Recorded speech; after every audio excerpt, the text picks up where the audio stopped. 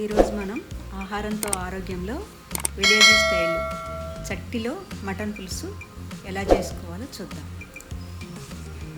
దీనికి కావాల్సిన పదార్థాలు: అర కేజీ మటను మీడియంగా కట్ చేసుకొని బాగా కడిగి కొంచెం సాల్ట్ వేసుకొని ఒక అర్ధగంట సేపు నానబెట్టుకోవాలి. ఎందుకంటే ఇది ముక్క బాగా ఉడుకుద్ది అన్నమాట. ఇప్పుడు మనం కుండలో స్టవ్ మీద పెట్టి కుండలో 2-3 స్పూన్ల వరకు నూనె, ఒక 3 స్పూన్లు నెయ్యి వేసుకున్నాను నేను. ఇది బాగా కాగాక ఒక 2 ఉల్లిపాయలు సన్నగా కట్ చేసుకొని పెట్టుకుని ఈ నూనెలో వేసుకున్నాను. దీంతోపాటు ఒక 2 పెద్ద టమాటాలు కూడా సన్నగా కట్ చేసుకున్నాను గ్రేవీ కోసం. ఇందులోనే ఇవి బాగా వేగిన తర్వాత ఉల్లిపాయలు నూనెలో బాగా వేగాక తగినంత సాల్ట్, పసుపు వేసుకొని బాగా కలిపేసి వేగిన ఉల్లిపాయల్ని కొంచెం ఒక స్పూన్ వరకు పక్కకు తీసుకున్నాం.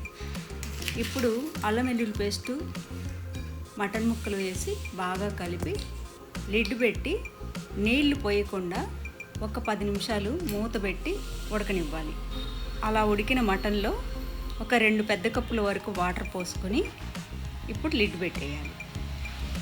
ఇదొక 15 నిమిషాలు ఉడికిన తర్వాత ముక్క ఉడికిందో లేదో చెక్ చేసుకొని తగినంత కారము, ధనియాల పొడి, టమాటా ముక్కలు అన్నీ వేసుకొని మళ్ళీ ఒకసారి బాగా కలుపుకొని మూత పెట్టాలి. ఇప్పుడు నానబెట్టిన జీడిపప్పులు, కొబ్బరి పొడి అవి వేసుకొని బాగా ఆ ఉల్లిపాయలతో పాటు మెత్తని పేస్ట్ చేసుకోవాలి. ఇప్పుడు ఉడికిన కూరలో మళ్ళీ 1 స్పూను ధనియాల పొడి, 1 స్పూను గరం మసాలా పొడి, ఈ పేస్ట్ బాగా కలిసేలాగా తిప్పి మళ్ళీ ఒక 10 నిమిషాలు ఉడకనివ్వాలి.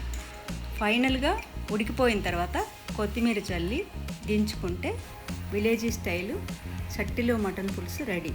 దీనికోసం రాగి సంగటి చేసుకొని తింటే ఆ కాంబినేషన్ అద్భుతం. రేపటి వీడియోలో సంగటి ఎలా చేసుకోవాలో చెప్తాను. Thanks for watching our channel.